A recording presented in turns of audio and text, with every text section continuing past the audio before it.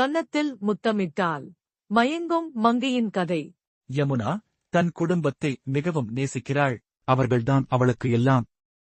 அவர்களை பெருமைப்படுத்துவதே அவளுடைய ஒரே குறிக்கோள். பிறரை காயப்படுத்துவது அவளுக்கு பிடிக்காது. பிறரை துன்புறுத்துகிறவர்களை விரும்புவதில்லை.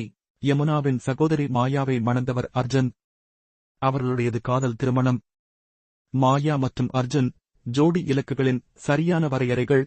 அவர்கள் திருமணம் செய்து கொண்டு அன்பின் சின்னமாக ஒரு குழந்தையை பெற்றனர். ஆனால் விதி மாயாவின் ஆன்மாவை ஒரு விபத்தில் பறித்துக் கொண்டு அவர்களின் ஒவ்வொரு கனவையும் அழித்தது.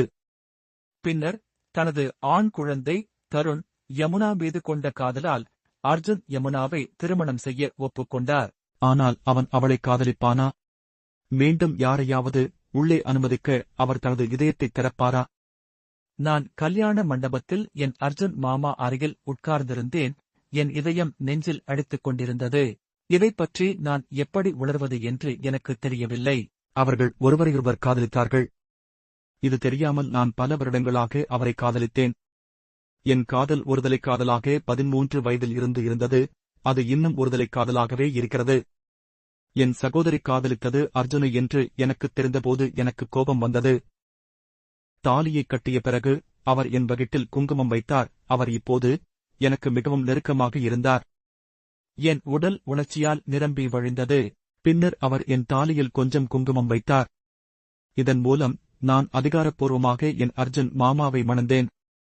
அவர் இப்போது என் கணவர். அவர் மீது எனக்குள் வளரும் உணர்வுகளை என்னால் தடுக்க முடியுமா?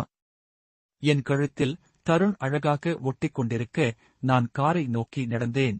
ஆமாம், நான் என் வீட்டை விட்டு தருண் மற்றும் அர்ஜுன் மாமாவுடன் என் வாழ்வியல் எஞ்சிய நாட்களை கழிக்கப் போகிறேன். நான் மிகவும் சோகமாகவோ அல்லது மகிழ்ச்சியாகவோ இல்லை. குழப்பமாக இருக்கிறது. நாங்கள் மேலும் நடந்தபோது அர்ஜுன் மாமாவின் கைகள் என் கைகளுடன் உரசின. என் உடல் தானாகவே செயல்படுவது போல் இருந்தது. என் மூளைக்கு ஆற்றலின் அலைகளை அனுப்பியது. யமுனா உள்ளே வா என்று அர்ஜுன் மாமா கார் கதவை திறந்து என் எண்ணங்களிலிருந்து நான் விடுபட்டேன். என் மடியில் தருணுடன் நான் ஜன்னலுக்கு வெளியே பார்த்தேன். என் பெற்றோருக்கு கையசைத்து விடை கொடுத்தேன். என் இதயம் வலித்தது.